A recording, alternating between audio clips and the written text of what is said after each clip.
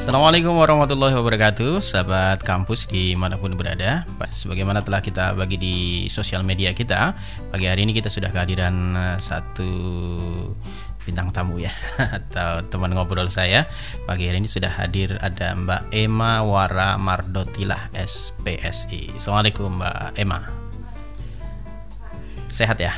Alhamdulillah sehat. Alhamdulillah sehat ya.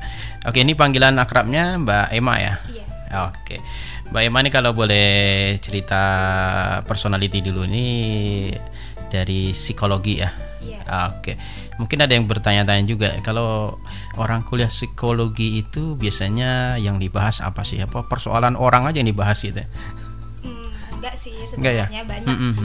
Sebenarnya psikologi itu luas banget Pak. Oh gitu. Luas banget psikologi, tapi intinya itu belajar tentang jiwa. Oh, belajar tentang jiwa. Karena arti dari psikologi itu sendiri, psycho itu artinya jiwa. Oh gitu. Jadi apapun yang menyangkut dengan jiwa itu akan kita pelajari kayak gitu. Tapi luas, sebenarnya psikologi luas banget. Bisa di pendidikan, bisa di, kalau orang-orang tahu kan psikologi kerjanya di rumah sakit jiwa. Betul. Nah itu nggak hanya di rumah sakit jiwa, ternyata di kampus pun sendiri bisa kayak gitu. Oke. Terus di perusahaan bisa, di pendidikan bisa, terus banyak hal yang memang bisa kita bahas di psikologi asalkan itu menyangkut tentang jiwa. Oke, jadi kata kuncinya bahwa bicara soal psikologi itu bicara soal jiwa gitu ya. Jadi tidak hanya bicara soal persoalan. Iya. Nah, itu yang harus digarisbawahi oleh masyarakat ya. Oke, tapi ada juga pertanyaan agak nyeleneh juga nih Mbak Emma ya. Kalau misalnya orang sakit itu bisa jadi datang ke dokter ya.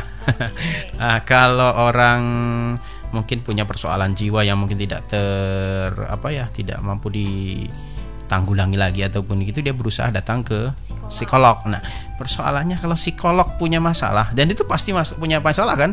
Namanya juga manusia kan? Iya. Nah, kemana dia melarikannya? Apakah ke temannya yang bukan psikolog atau psikolog juga? Sama kayak sebenarnya. Iya. Sama kayak profesi lain ya Pak ya. Kayak dokter kalaupun mau ada sesuatu yang sakit di dirinya, dia nggak mungkin bisa operasi dirinya sendiri, nggak mungkin kan. Tiba-tiba kakinya patah, dia harus ngoperasi kakinya sendiri kayak gitu. Butuh orang lain untuk membantu mengoperasinya.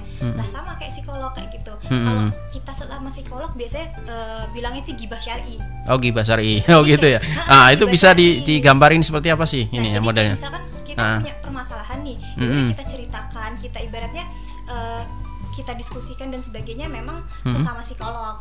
Gitu. Lebih enaknya ya tergantung individu sih sebenarnya kalau mau cerita punya masalah ke siapa. Tetapi biasanya kayak sesama psikolog kita bilangnya ghibah syar'i ini, gimana apa yang kita hadapi, permasalahan kita hadapi, kita sharing ke teman-teman kita yang sesama psikolog, kayak sedikit melegakan atau nanti mungkin muncul insight kayak gitu, muncul suatu yang akhirnya oh iya ini nih solusinya kayak gitu.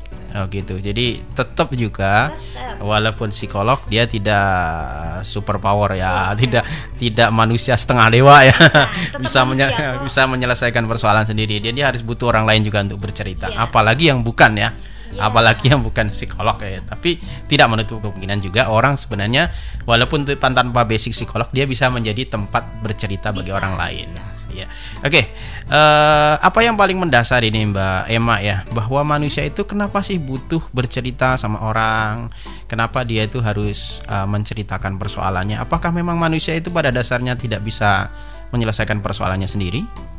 Sebenarnya kalau untuk menyelesaikan permasalahan, semua orang punya cara untuk menyelesaikan itu kayak gitu.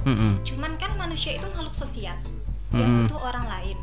Dimana ketika mereka punya masalah, ada masalah yang memang bisa diselesaikan sendiri, tapi ada masalah yang memang butuh orang lain nih untuk membantu. Ketika masalah itu tidak dibantu, ditumpuk, meledak, akhirnya malah dampaknya lebih besar nih Pak. Iya betul. Jadi kayak lebih baik nih kita kalau punya masalah kayak gitu, memang merasa oh kayaknya diri saya nggak bisa lagi nih nanggulanginnya sendiri, ya udah kita minta bantu orang lain. Misalkan oh teman sepertinya udah nggak bisa lagi nih menghandle karena nggak punya ilmu seperti itu. Ya udah kita hubungin orang-orang yang memang profesional yang bisa membantu kita. Jangan takut deh ke psikolog. Maksudnya kadang stigma orang memandang kenapa ke psikolog, gila ya? Kenapa ke psikolog ada gangguan jiwa ya? Enggak sesempit itu kayak gitu dunia psikologi kayak gitu. Jadi jangan takutlah untuk bercerita ke psikolog atau ke orang-orang yang memang profesional, karena nanti cara penyelesaian pun secara profesional dan memang sudah ada basic ilmunya. Oke, tapi stigma itu juga tidak akan mungkin hilang tuh Mbak Emma ya, bahwa orang datang ke psikolog itu punya persoalan mental yang mungkin tidak bisa terselesaikan sendiri. Dia butuh orang lain untuk mencari insight, mencari pandangan, mencari solusi, dan itu juga harus dipahami juga oleh teman-teman psikolog tentunya ya. Oke.